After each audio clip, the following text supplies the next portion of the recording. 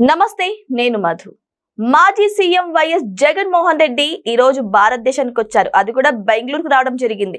మరి ఇదే రోజే నారా చంద్రబాబు నాయుడు గారు, అదే ఆంధ్రప్రదేశ్ సీఎం నారా చంద్రబాబు నాయుడు గారు ఢిల్లీకి వెళ్తున్నారు. మరి జగన్మోహన్ రెడ్డి రాక మన ఆంధ్రప్రదేశ్ సీఎం ఢిల్లీ పోక, మరి ఈ రెండు విషయాలు దేనికోసం జరుగుతున్నాయి, అది కూడా ఒకటే రోజు ఎందుకు ఫిక్స్ అయ్యాయి, ఈ రోజు మనం తెలుసుకుందాం. ప్రస్తుతం మనతో పాటు ఉన్నారు సీనియర్ జర్నలిస్ట్ డివిఎస్ గారు. వారిని అడిగి మరిన్ని విషయాలను తెలుసుకుందాం. నమస్కారం సార్. నమస్తే సార్, మన సీఎం గారు నారా చంద్రబాబు నాయుడు గారు ఈరోజు ఢిల్లీకి వెళ్తున్నారు. సో అక్కడ ఎన్నో నిధుల విషయాలు కావచ్చు, లేకపోతే ఇక్కడ జరుగుతున్నటువంటి కొన్ని లిక్కర్ స్కామ్లు, రకరకాల స్కామ్లు ఉన్నాయి. ఆ విషయంలో నిందితులకు శిక్ష పడే విషయం కావచ్చు. ఆయన అయితే ఢిల్లీ వెళ్తున్నారు. కానీ ఇదే రోజే మాజీ సీఎం జగన్మోహన్ రెడ్డి గారు బెంగళూరుకు వస్తున్నారు. మరి ఏంటి సార్ ఈ పరిణామం? అన్ని ఒకటే రోజు ఎందుకు ఇలా సంభవిస్తున్నాయి? అంటే నిన్న ప్రధానమంత్రి నరేంద్ర మోడీ చంద్రబాబు ఇంటికి వచ్చారు. ఏపీ సీఎం చంద్రబాబుతో భేటీ అయ్యారు. 1:10 వాళ్ళ మధ్య సమావేశం. అంటే నిన్న సీఎం పిఎం భేటీ గంట సేపు ఏం మాట్లాడుకున్నారు. మరుసటి రోజే ఇవాళే చంద్రబాబు ఢిల్లీ వెళ్ళడం ఏంటి, అక్కడికి వెళ్ళి అమిత్ షాతో కలవడం ఏంటి. ఇదే రోజు జగన్మోహన్ రెడ్డి మీరు అన్నట్టుగా లండన్ నుంచి దేశంలో అడుగుపెట్టడం, బెంగళూరు చేరడం, వీటన్నిటిని మనం కనుక సింక్ చేసి చూస్తే ఇప్పటికి 2 ఏళ్ళు అవుతుంది ఆంధ్రప్రదేశ్లో ప్రభుత్వం ఏర్పడి. చంద్రబాబు సర్కార్ ఇది 23 నెలలు దాటిపోయినటువంటి పరిస్థితుల్లో ఇప్పటి వరకు ఒక పర్వం ఏంటి, నిధులు రాబట్టడం, లేకపోతే అక్కడ జరుగుతున్న అభివృద్ధి పనులు, అక్కడ సంక్షేమం హామీలు నెరవేర్చడం. డబుల్ ఇంజిన్ సర్కార్ ఇప్పటి వరకు నడిచింది ఒక పర్వం. ఇప్పుడు 2వ పర్వం ప్రారంభమైందా? ఇప్పటిదాకా అరెస్టులన్నీ ఒక ఎత్తు, జైళ్లకు పంపారు బోళ్ళు మందిని. ఇప్పుడు కల్తీ నెయ్యి ఏంటది, తిరుమల తిరుపతి మహాప్రసాదం లడ్డు, అక్కడ అధికారులు బలయ్యారు.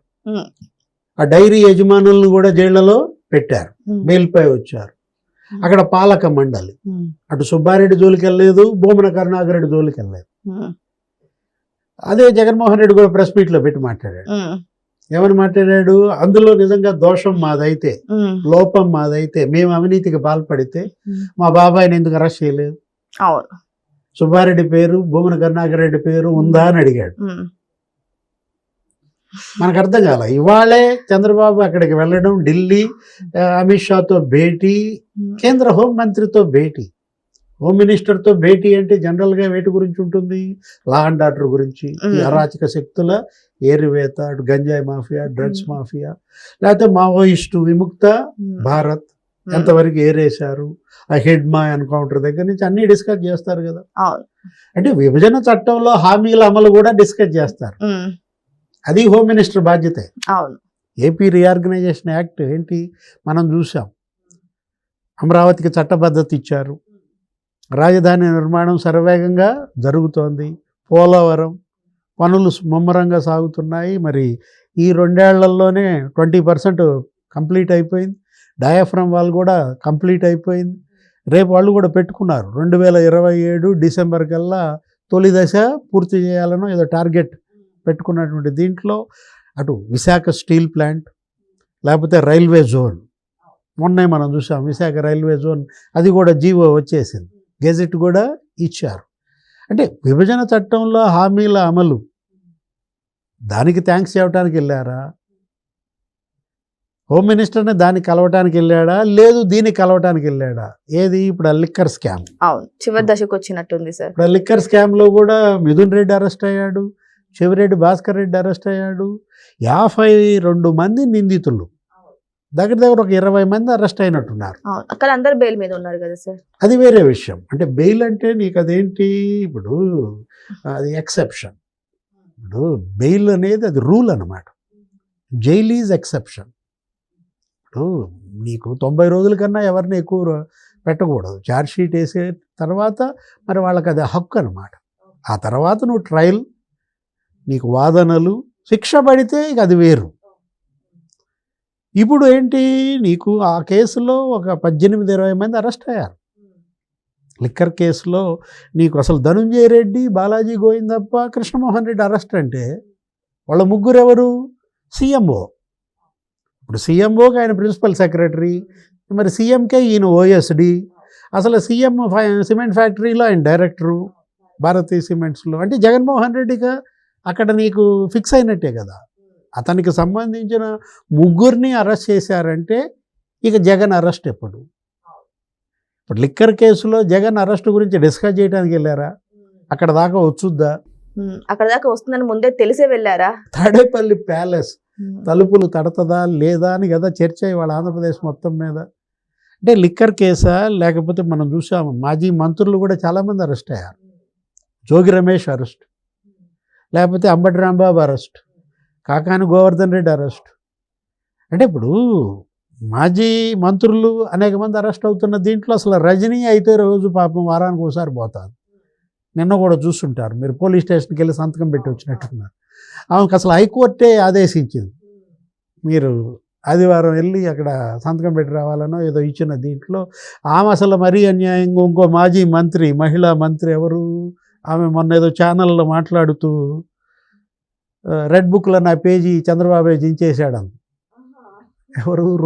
రోజా. అవునా? టీవీ 9లోనో దేంతోనో మాట్లాడుతూ రజనీకాంత్ ఏదో క్రాస్ ఫైరో మరి మిస్ ఫైరో, ఆ క్రాస్ ఫైర్ కాస్త మిస్ ఫైర్ అవుద్దా అంటే ఇప్పుడు అందులో మాట్లాడుతూ ఏముంది, రెడ్ బుక్ గురించి ఆయన ఏదో అడిగాడు. ఏది మీ పేజీ ఏంటి, అసలు చదువుతారా లేదా, రెడ్ బుక్లో మీ పేరు జగన్మోహన్ రెడ్డి తర్వాత మీ పేరే అన్నారు, ఇంతవరకు మిమ్మల్ని అరెస్ట్ చేయలేదేంటి అని అడిగితే, ఆడుదాం ఆంధ్ర అదొక కుంభకోణం, అదొక 100 కోట్ల స్కామ్, దానిలో కూడా మరి 30,000 పేజీలతో విజిలెన్స్ దర్యాప్తు అయిపోయింది. అవును, అనేక మందిపై చర్యలకి సిఫారసు చేసింది. ఐఏఎస్లు ధ్యాన్ చంద్, భరత్, వాళ్ళతో పాటుగా అసలు శాప్ చైర్మన్ అప్పటి మంత్రి పాత్ర. ఇది అడిగితే ఆమె ఏమంది, రెడ్ బుక్లో నా పేజీ చించేశారనో ఏదో, నా పేరు లేదు, ఎవరు చించారు అని అడిగితే చంద్రబాబే చించాడనో ఏదో చెప్పింది. అంటే ఇక్కడ ఇవాళ అటు మాజీ మంత్రుల్లో 3 అరెస్ట్ అయ్యారు, ఇంకొకరు 2 మాజీ మంత్రులు లైన్లో ఉన్నారు. పెద్దిరెడ్డి రామచంద్రారెడ్డి, ఏది అసలు మిథున్ రెడ్డి కొడుకేమో లిక్కర్ స్కామ్లో అరెస్ట్ అయిన దాంట్లో రామచంద్రారెడ్డి పైన అనేక ఆరోపణలు. అటు land mafia, sand mafia, wine mafia, అన్ని మాఫియాలకు అతనే అక్కడ మూల విరాట్ అని తిరుపతిలో. ఎక్కడ పెద్దిరెడ్డి రామచంద్రారెడ్డి, మరి మనం చెవిరెడ్డి భాస్కర్ రెడ్డి ఎటు జైలుకి వెళ్ళి బయటకు వచ్చాడు.